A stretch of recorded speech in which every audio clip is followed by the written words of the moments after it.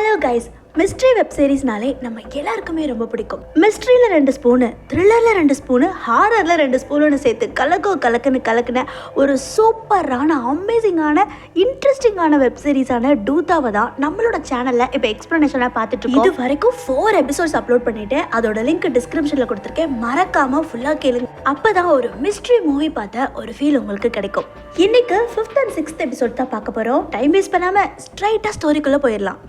சாகரோட பொண்ணு லிஃப்டில் தலை நசுங்கி ரத்த வெள்ளத்தில் செத்து போனதை சாகர் பார்த்ததோட போன எபிசோட் கம்ப்ளீட் பண்ணியிருந்தோம். 5th எபிசோட் ஸ்டார்டிங்லேயே அந்த பொண்ணுக்கு வந்து இறுதி சடங்கெல்லாம் பண்ணிட்டு இருக்காங்க. ஃபேமிலி ஃபுல்லாக சோகமாக இறுதி சடங்கு பண்ணிட்டு இருக்கா. அந்த நேரத்தில் சாகர் ஒரு விஷயத்தை கவனிக்கிறான். அந்த எல்லோ கோட் போட்டு அந்த ஆள் தூரமாக இருந்து நோட் பண்ணிட்டு இருக்கிறத பார்க்குறான். உடனே அங்கேருந்து எந்திரிச்சு போய் எப்படியாவது இவனை கண்டுபிடிச்சிடணும், இவன் தான் எல்லா பிரச்சனைக்கும் காரணமாக இருப்பான் அப்படின்னு சாகர் வேகமாக ஓடி போய் துரத்தி பிடிக்கிறதுக்கு ட்ரை பண்ணுறான். அதுக்குள்ள அந்த எல்லோ கோட் போட்ட நபர் பைக்கில் ஏறி போயிடறான்.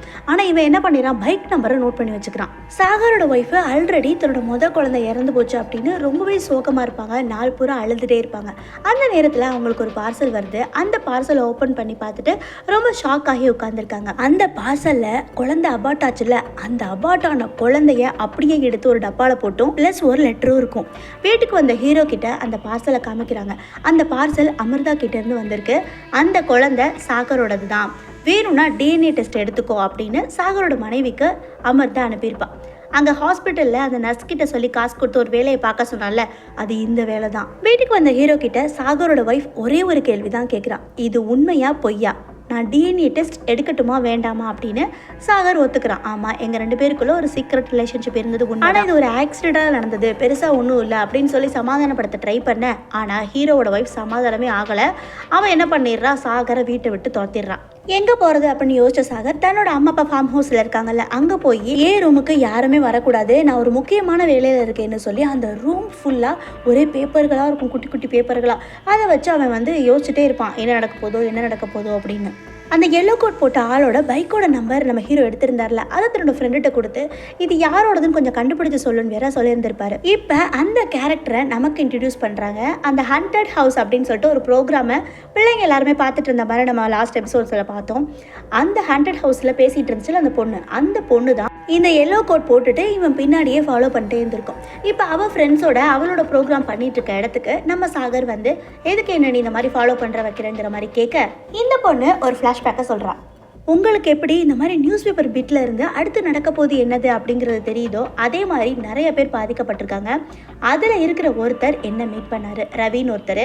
அவர் இந்த மாதிரி அவர் கலெக்ட் பண்ண எல்லா டேட்டாவையுமே என்கிட்ட கொடுத்தாரு. அவர் இந்த மாதிரி பத்திரிகையாளர்கள்லாம் வந்து 1967 நிறைய பேர் இந்த மாதிரி துண்டு சீட்டுகளால் பாதிக்கப்படுறாங்கிற மாதிரி ஒரு அனலைஸ் பண்ணி இது வரைக்கும் மொத்தம் 54 பேர் பாதிக்கப்பட்டிருக்காங்கிற மாதிரி சொல்கிறாரு.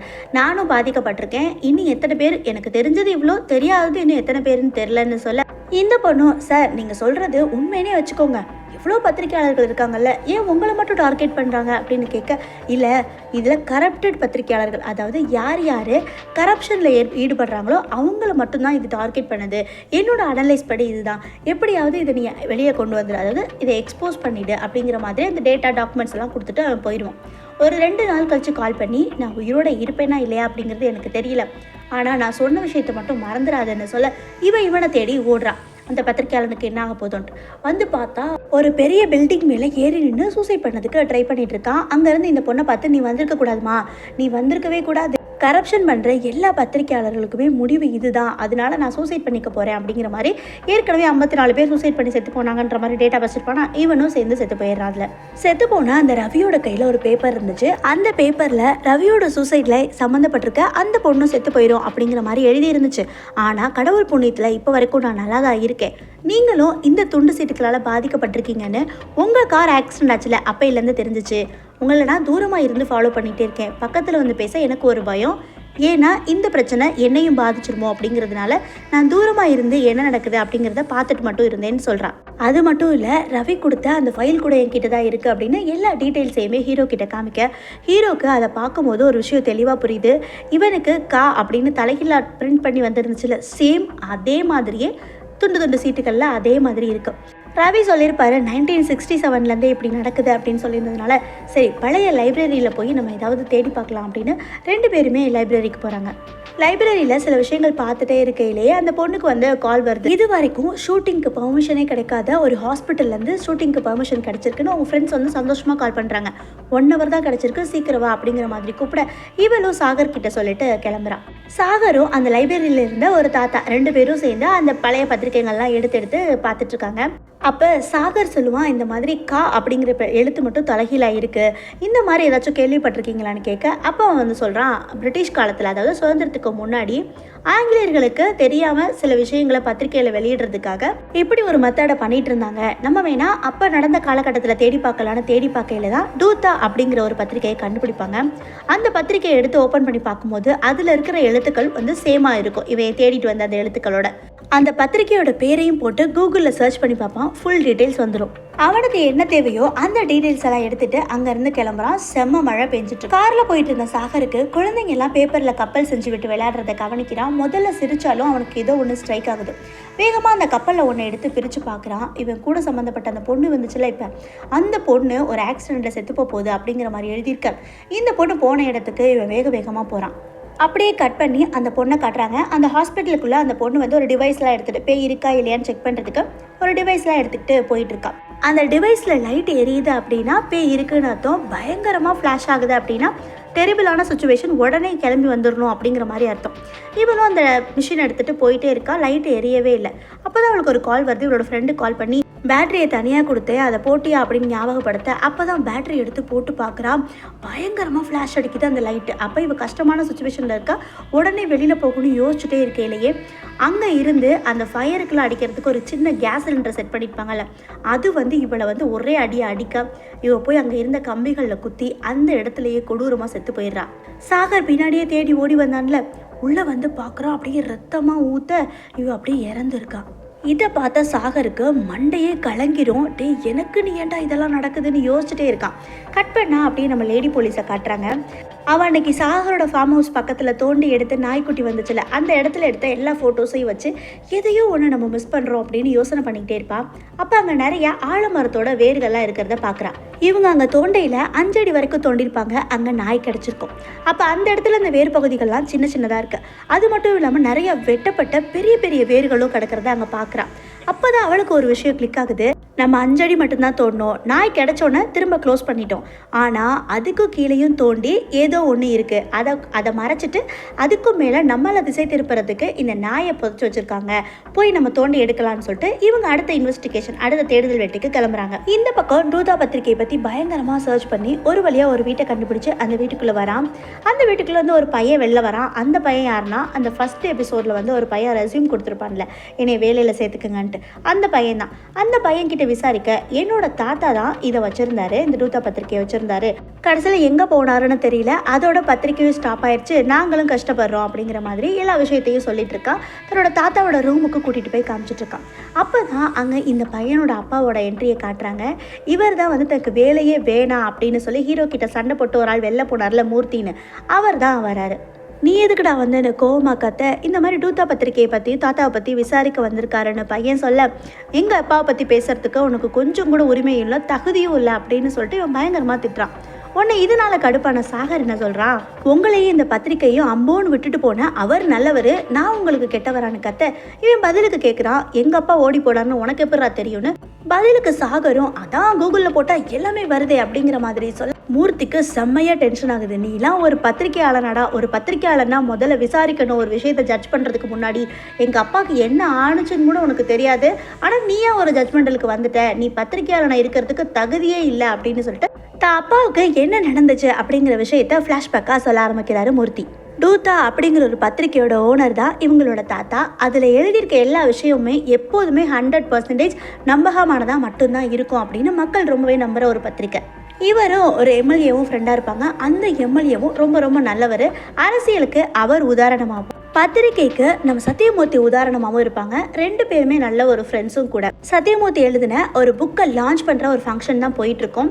அந்த ஃபங்க்ஷனில் வந்து நம்ம அந்த எம்எல்ஏ வந்து பேசிகிட்டு இருப்பாரு. சத்தியமூர்த்தி 2 பேருமே பேசுவாங்க, அரசியலை பற்றியும் பத்திரிகைகளை பற்றி. அப்படியே கேஎல் ரோவில் உட்காந்துருக்க ஒரு 2 பேர்த்த நமக்கு காட்டுறாங்க. சக்கரபாணி அப்படிங்கிற ஒருத்தர் புதுசாக அரசியலில் வந்திருக்க ஒரு புது ஆள். அது மாதிரி பூபதின்னு ஒருத்தரை காட்டுறாங்க. அவர் நம்ம டூத்தா பத்திரிக்கையில் நம்ம சத்தியமூர்த்திக்கு கீழே ஒர்க் பண்ணுற ஒரு ஆள். இவருக்கு வலது கை எல்லாமே வந்து பூபதி தான் சத்தியமூர்த்திக்கு.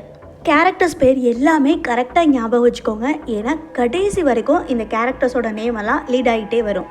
டூத்தா பத்திரிக்கையோட ஓனர் சத்தியமூர்த்தி, அவங்களுக்கு கீழே வேலை செய்கிற பூபதி, பழைய அரசியல்வாதி எம்எல்ஏ, புது அரசியல்வாதி சக்கரபாணி. இவங்க 4 பேரையும் ஞாபகம் வச்சுக்கோங்க. அவ்வளோதான். ஒரு வழியாக அந்த ஃபங்க்ஷன் நல்லபடியாக முடியுது. 4 பேரும் ஒருத்தருக்கு ஒருத்தர் நல்லா பேசிக்கிறாங்க. எல்லாரும் சேர்ந்து ஃபோட்டோ கூட எடுத்துக்கிறாங்க. திரும்ப ரிட்டர்ன் வந்து காரில் வந்துட்டு இருக்கையில பூபதி வந்து கார் ஓட்டிகிட்டு இருக்காரு. சத்தியமூர்த்தியை பார்த்து, அண்ணே வர வர நீங்கள் எப்போ பாரு ப்ரெஸ்ஸுன்னே கிடக்குறீங்க, எல்லா வேலையும் நான் பார்த்துக்கிறேன். அன்னைக்கு கூட நீங்கள் திருப்பதி போயிட்டு வாங்க, குழந்தை பிறந்தா திருப்பதி வரேன்னு சொல்லி நீங்கள் வேண்டியிருந்தீங்க, அந்த விஷயத்தையே மறந்துட்டீங்கன்ட்டு டிக்கெட் புக் பண்ணி கொடுக்குறான். சத்தியமூர்த்தி முதல்ல யோசிக்கிறான், வேலையெல்லாம் அப்படி அப்படியே கிடக்கே பத்திரிக்கையோட வேலை அப்படின்ட்டு. இருந்தாலும் ஒய்ஃப் ஆசைப்படுறாங்க அப்படின்னு பூபதியும் டிக்கெட்லாம் புக் பண்ணி கொடுத்துட்டானே அப்படின்னு போகிறதுக்கு சம்மதிக்கிறான். இந்த பக்கம் சத்தியமூர்த்தி திருப்பதி போனதுக்கு அப்புறம் தான் இவங்க எல்லாரும் சேர்ந்து போட்டிருக்க ஒரு பயங்கரமான ஈவில் பிளான் வெளில வருது. இந்த சக்கரபாணியும் பூபதியும் சேர்ந்து ஒரு பெரிய பிளான் போடுறாங்க. ஏற்கனவே எம்எல்ஏவா இருக்கிற அந்த கட்சியை வந்து மாத்திட்டு சக்கரபாணியோட கட்சியை வந்து வர வைக்கணும். அதுக்கு ஏதாச்சும் ஒரு பிளான் போடணும் அப்படிங்கிற மாதிரி தான் இந்த பிளானை ஸ்டார்ட் பண்ணுவாங்க. அதுக்கு ஃபஸ்ட்டு என்ன பண்ணுவாங்கன்னா, எம்எல்ஏ வீட்டில் ஒரு பொண்ணு வேலை செய்வான்.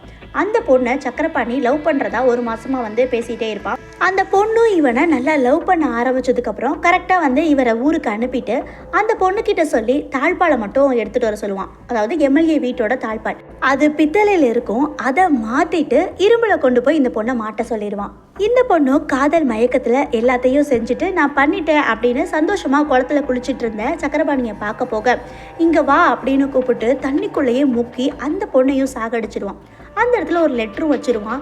இதுக்கெல்லாம் காரணம் எம்எல்ஏ வீட்டு ஆளுங்க தான், என்னை கற்பழிச்சு கொலை பண்ணிட்டாங்க அப்படிங்கிற மாதிரி எழுதியிருக்கும். அங்கே வந்த போலீஸும் இதுதான் ஆதாரம் அப்படிங்கிற மாதிரி எடுத்துக்க, பத்திரிகையிலையும் அடுத்த நாள் டூத்தா பத்திரிகையில் இது ஹெட்லைன்ஸாக வந்துடும். இதுக்கு முன்னாடி அன்னைக்கு ராத்திரியே சக்கரபாணி அந்த இரும்பு தாழ்பால் போட்டிருக்காங்கல்ல, அதை மேக்னெட்டில் ஓப்பன் பண்ணி உள்ளே போய் எம்எல்ஏ வீட்டில் இருக்கிற எல்லாரையுமே கொண்டுட்டு தூக்கில் சூசைட் பண்ணுற மாதிரி செட் பண்ணி வச்சுட்டு வந்துடுவான். ஒரே ஒரு பொண்ணு, போலியோ அட்டாக் பண்ண பொண்ணு ஒன்று ஒரு ஓரமாக படுத்து கிடப்பா. அந்த பொண்ணை மட்டும் விட்டுட்டு மிச்சம் எல்லாரையுமே க்ளோஸ். அடுத்த நாள் காலையில் ஒன்றுமே நடக்காத மாதிரி அந்த சக்கரபாணி, இங்கே பாருங்கள் பத்திரிக்கையில் டூத்தா பத்திரிக்கையிலே போட்டாங்க, இந்த ஆள் இப்படி பண்ணி வச்சுருக்கான், வாங்க எல்லாரும் போய் கேள்வி கேட்கலாம் அப்படின்னு சொல்லி கூட்டிகிட்டு போகிறான். கதவு வந்து லாக் பண்ணியிருக்கு. போலீஸ் வந்து கதவை திறக்கிறாங்க. உள்ளே எல்லாருமே சூசைட் பண்ண மாதிரி செத்து இருக்கிறாங்க. அங்கே டூத்தா பத்திரிக்கையும் கிடக்கு. ஸோ பத்திரிக்கையில் இருக்கிற செய்தியை பார்த்துட்டு அவமானம் தாங்க முடியாமல் தூக்க மாட்டிட்டாங்க அப்படிங்கிற மாதிரி அந்த போலீஸும் கேஸை முடிச்சிடுவான். இப்போ திருப்பதியிலேருந்து சத்தியமூர்த்தி வராரு. நடந்ததெல்லாம் விசாரித்து பார்க்குறாரு. இவருக்கு பயங்கரமாக கோவம் வருது.